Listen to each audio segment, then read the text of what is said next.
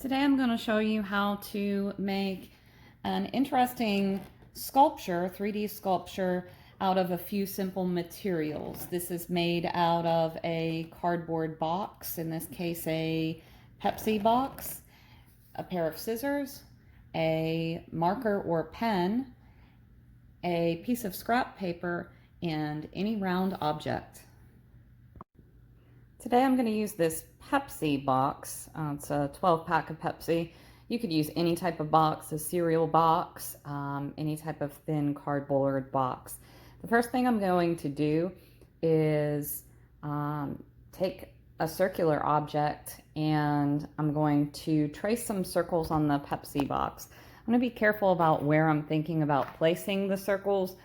I probably don't want to have too much lettering in there. I'm just going to try to pick more plain areas of the box so that the lettering doesn't interfere with the overall aesthetics of my sculpture. I used a permanent marker to trace 17 circles on the Pepsi package. It doesn't really matter what size the circle is. You just want to make sure that it is a uniform size. And just going to go ahead and take my scissors and carefully cut out all of the circles.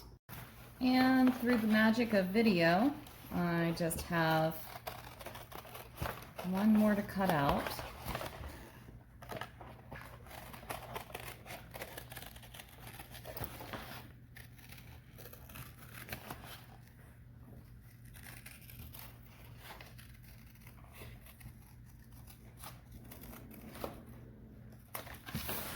All right, so now I have all of my circle pieces that I've cut out of my box.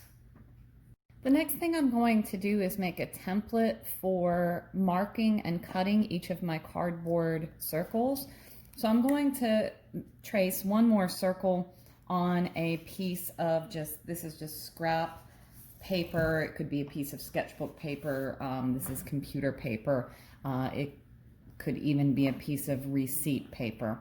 So I'm going to go ahead and cut that out. Now that it's cut out, I'm going to fold it in half. And then I'm going to fold it in half again. So this is going to give me 1/4 of a circle. This 1/4 of a circle, then I'm going to make a mark where I'm going to be cutting each of the circles. And this needs to be about 1/4 of an inch in length, and I'm going to do that on each of the edges from the rounded part of the circle down towards the right angle, and I'm going to do that on this side as well. If you don't have a ruler to measure 1/4 of an inch, just keep in mind that the width of a pencil, a standard pencil or a pen, is about 1/4 of an inch. So a little bit shorter than the width of this Sharpie that I'm using. I'm now going to use that template to mark the back side of each of my cardboard circles. So the first thing I'm going to do is line it up around the curved edge, and I'm going to trace along those 1/4 inch marks that I made. I then need to move the template over and line it up with one of the edges. I'm going to make the 3rd mark, and then I'm going to line it up again with another one of those edges and make the 4th mark. I need to do that on all of my cardboard circles. Now that I've marked all of my cardboard circles, I'm just going to use a pair of scissors and I'm going to cut along each of the lines I made on the back of each of the circles. So I need to do that on 4 cuts on all of my circles.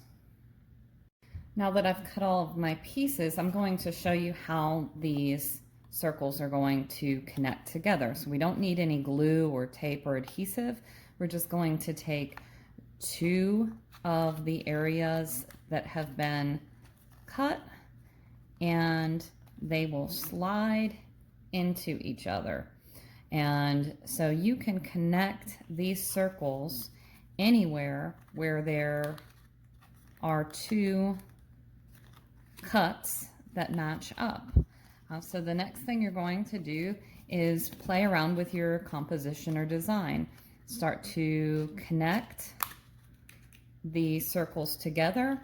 You could just connect one side, you could connect all four sides, and you also want to think about how the design side, the side with the graphic design from the box, and how the plain side from the inside of the box are going to come into play with your composition. So I'm just going to go ahead and play around with some composition ideas and connecting these together. One of the main things that's important to remember is that there is no right or wrong way to assemble these. You could connect them anywhere, and once you have come up with a composition that you feel is visually pleasing, then you can take a photograph of it. And one of the things that I would just like to show you here, that when I have this in the video, I've placed some black cardboard behind the sculpture just so that it will really show off and enhance the finished sculpture.